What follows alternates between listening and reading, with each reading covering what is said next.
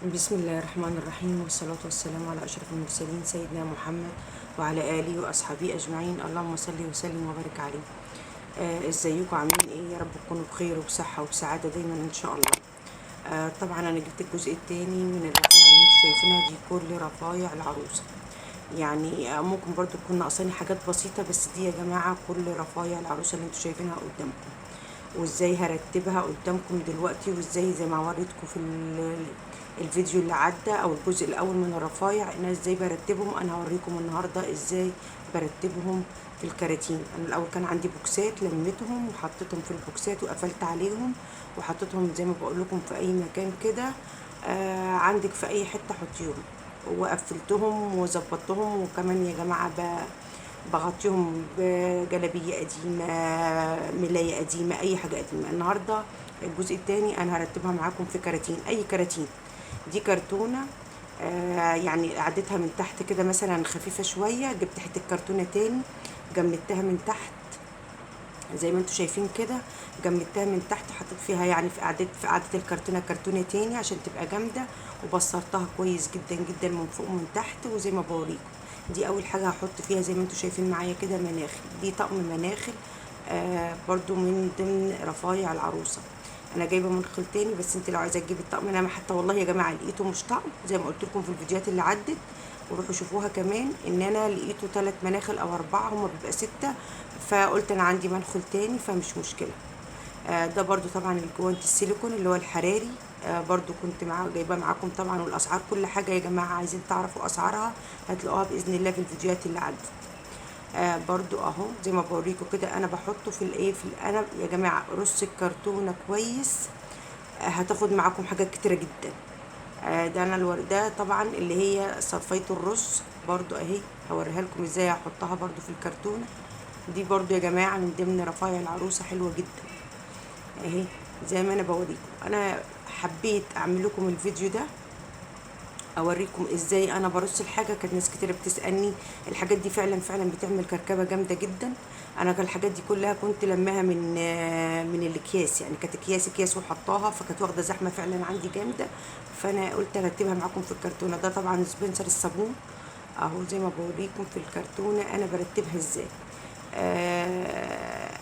رتبي الكرتونه كويس، وحطي حاجه جنب حاجه عشان الكرتونه كمان. دي كمان على فكره كرتونه مش كبيره قوي، بس انا خليتها خدت كل الحاجات دي. ده طبعا المفرش السيليكون. المفرش السيليكون اللي انتوا شايفينه قدامكم ده برضو حطيته كده في الكرتونه يعني. دي برضو طبعا ايه زي ما بوريكم كده، اللي هي المرياله دي، مرياله مطبخ اهو.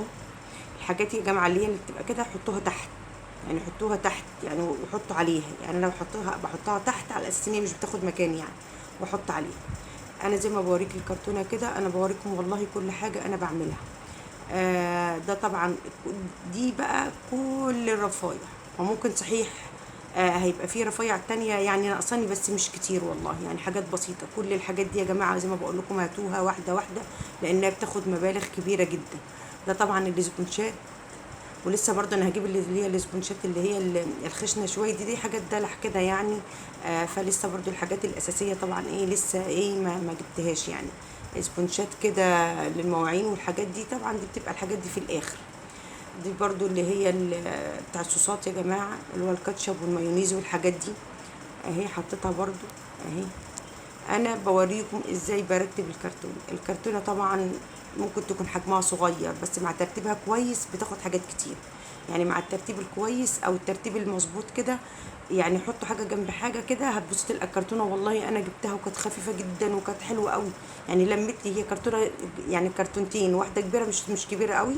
دي طبعا فردت العجين اهي. الكرتونه مش كبيره قوي، بس والله لميت لي الحاجه عشان ان انا حابه احط الحاجه ايه مظبوطه. دي طبعا سباتيولا، انا كنت عامله في الجزء اللي اول حوالي 3 سباتيولات. زي ما بقول لكم السباتيولا دي بتبقى حلوه جدا جدا في ان انت تستخدميها. فلو انت حتى كترتي منها 2 3 4 مش هتبقى مضره ولا حاجه. دي برضو شيلت الحلويات او المقطع ممكن بتاع الحلويات، برضو كنت جايبه واحد برضو قبل كده برضو. دي برضو سكاكين يا جماعة، سكاكين فردان. انا يعني انا ما جبتش يمكن سكاكين كتيرة، هم حوالي الاتنين دول والاتنين الخشب التانيين فما جبت سكاكين كتيره فرداني، يعني على اساس ان انا ايه اكيد هجيب لها طقم جايبه لها طقم سكاكين. هتشوفوه دي طبعا ايه لمامه الوبر برضو جايبه لها طقم سكاكين. فعشان كده انا هجيب يعني ممكن واحده او اتنين تاني للحاجات الصغيره دي اهي زي ما انا بوريكم كده. انا بحطهم والله يعني شايفين كده بالظبط حاجات كده تحطوها جنب بعضها وترصوها. انا عملت الفيديو ده ليه بقى؟ عشان انت لو انت هتجيبي وهتشيلي حاجات فتره طويله لازم تلميها كده، يعني ما تنفعش ان انت تسيبي الحاجه كده. انا فعلا كنت جايباهم ايوه وحطاهم في ادراج وكده وكل حاجه، بس حسيت ان هم كل شويه في كيس كل شويه في كيس فلميتهم. دي برضو اللي هي المدق بتاع البفتيك، برضو هحطه هنا في الكرتونه قدامكم. دي برضو مقطع برضو كده، برضو ممكن تشيلي بيه اي حاجة، تحمري بيه اي حاجة، برضو نفس الكلام. كل دي الحاجات اللي احنا بنجيبها، يعني كل ده الحاجات اللي احنا بنجيبها في الرفايح. رفايح كتير يا جماعة بتاخد مبالغ كبيرة، لو جبتيها على بعضها مش هتلحقي تجيبي، فانتي هاتي حاجة حاجة، كل ما تنزلي هاتيلك اي حاجة من ضمن الرفايح دي زي ما انا كنت بعمل معاكم في الفيديوهات. ده برضو مقص، كنت جايبه هناك 3 مقصات او مقصين، وكمان شنطه المعالق فيها، شنطه السكاكين فيها مقص، فحلوه قوي كده 3 4 او 5 مقصات مش وحشين قوي. واحد للفراخ، واحد ممكن سندوتشات، واحد للحاجات دي طبعا اللي هي الايه اللوفه اللي هي السيليكون، ودي طبعا برضو اللي هو الجوانتي السيليكون للمواعين وكده، غير الجوانتي الحراري ده جوانتي حراري بتطلعي بيه اي حاجه من الفرن. دي برضو ال...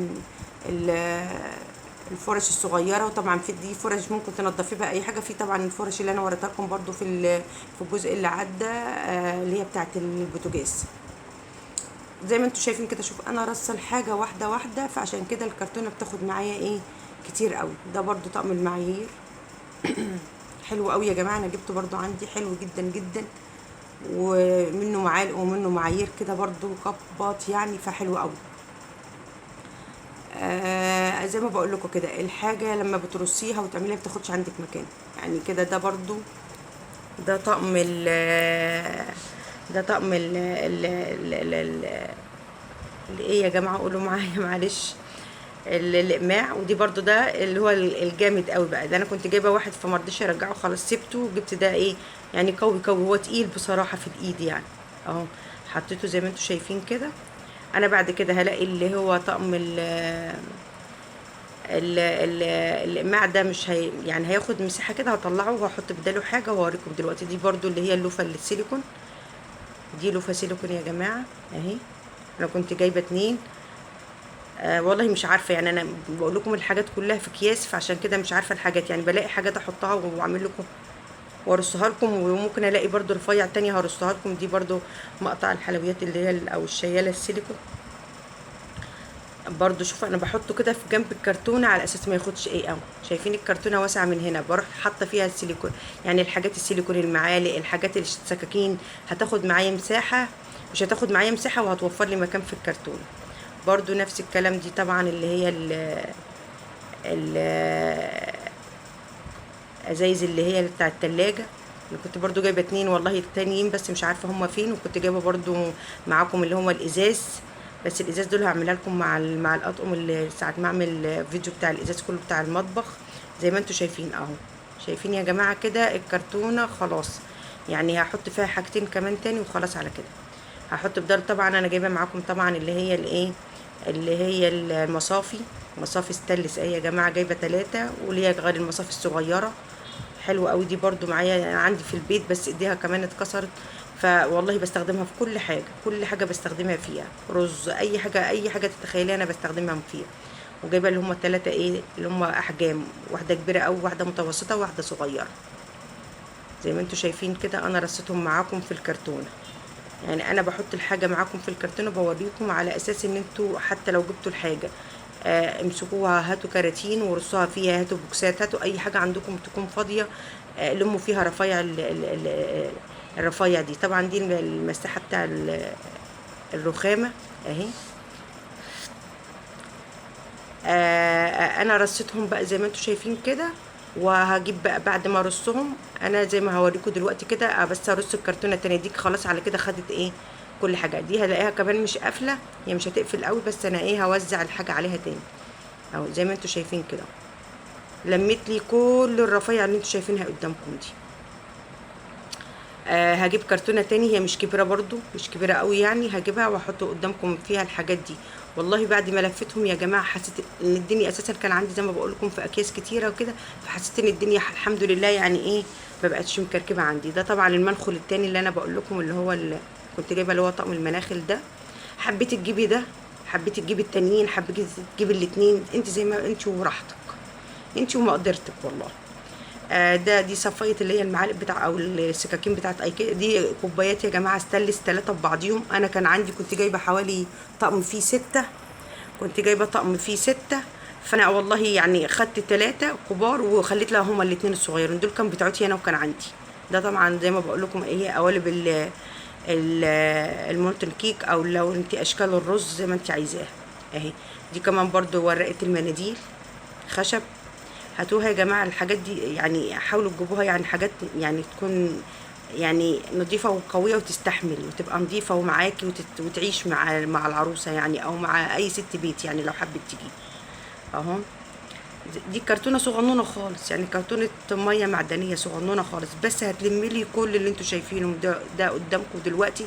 حاجات حاططها على فكره، وكانت ممكن تاخد حاجات تانية بس انا ما حبيتش ايه يعني ازنق الكرتونه قوي عشان الحاجات تبقى براحتها قوي. يعني انا ممكن كانت تاخد معايا حاجات صغيره تانية، بس انا ما حبيتش كده، قلت خليها تلم شويه حاجات كده على اساس ايه ما يعني ما تبقاش الحاجات يعني ممكن فوق بعضيها يحصل لها حاجه. طبعا دول انا هوريه لكم دلوقتي هحطهم فين، هحطهم في الكرتونه التانية، وهجيب اللي هي المصفى اللي هي الكبيره دي هحطها في الكرتونه كده زي ما انتوا شايفين معايا كده. انا لميت كل الرفايع اللي انا وريتها لكم دي في كرتونتين صغيرين. وعندي برضو ايه حاجات برضو يعني ايوه حطها في الادراج، بس برضو واخده تحس ان هي واخده زحمه معايا، فاحسن حاجه ان انت تحطي حاجتك في كراتين او بوكسات اللي عندك، يعني الحاجه المتوفره عندك. انا مثلا لقيت البوكسات دي مش اللي انا وريتها لكم في الجزء الاولاني مش محتاجاها، فقلت خلاص استغلها في ان انا ايه اوزع فيها الحاجات اللي. وتكتبوا بعد ما تخلصوا كده رص الكراتين وكله تروحوا كاتبين عليها رفايع، يعني تروحوا عشان انت وانت بتعمليها تبقى عارفه اهو.